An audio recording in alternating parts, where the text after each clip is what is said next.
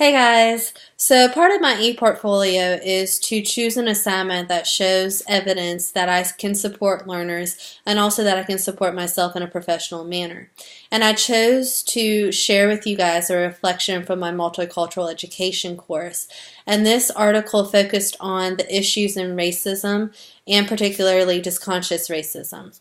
So when I was taking this course, I realized the challenges that students and minority groups face, and I was able to develop some ways that I felt would support these learners. Disconscious racism, in case you haven't heard of it, it made me more aware of the white privilege attitude that I present, and it also opened my eyes to the ways in which I'm blessed by not having to worry about the color of my skin, my sexual orientation, or my primary language. To me, disconscious racism refers to the attitude of being aware of discrimination, but simply accepting that there is nothing we can or should do about it. In a book that we had to read for this course, the authors Banks and Banks stated that whites said they were shocked by how negative comments slipped the radar of consciousness, which indicates that part of the white racial identity is the privilege to ignore it. Well, I feel like these groups of individuals, the minority groups, the indigenous students, and also the English language students, are posed with so many challenges by not being given the same opportunities due to their personal decisions and the things they cannot change. So to me, accepting that white racial identity is just our privilege to ignore these issues is not acceptable. As educators, it is our job to ensure that every child is provided with an equal opportunity to learn, and also that every child is given opportunities to promote social and emotional development. We cannot simply accept that students are underperforming due to their race, ethnicity, or language.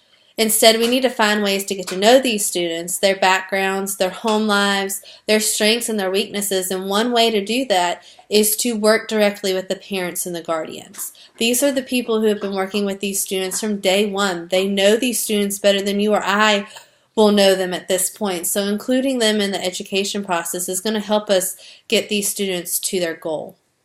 Also, we need to keep in mind how these minority students may feel, especially if they're surrounded by people of a different race, ethnicity, or surrounded by those that speak a different language. I know I would be terrified to be in that situation.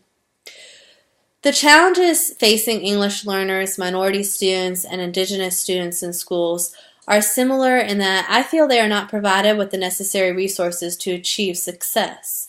Oftentimes, these students are passed off to new teachers, when more experienced teachers would be more able to assist them.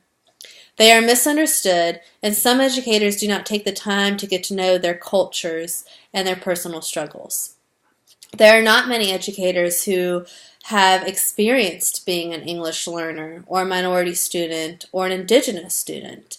Their cultures and their backgrounds are what separate them from each other, and it is our job to get to know their cultures and their backgrounds in order to assist them in the best way possible. To assist English learners, I feel like teachers can provide more visuals to provide them with the basic English vocabulary that will enable them to communicate with their peers and build that confidence. Getting to know these students' backgrounds and the resources provided to them at home can also support minority students and indigenous students. Getting the parents involved and getting to know what they do at home is going to help us as well, and the students and the family. Creating activities that the student can take home greatly enhances their learning as we're all sharing ideas that work and making sure that we're all on the same page.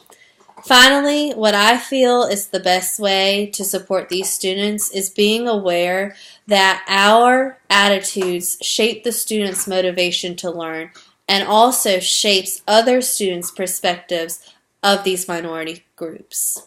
So setting high expectations and modeling a high level of tolerance and understanding of all students will impact students' ability to learn and succeed.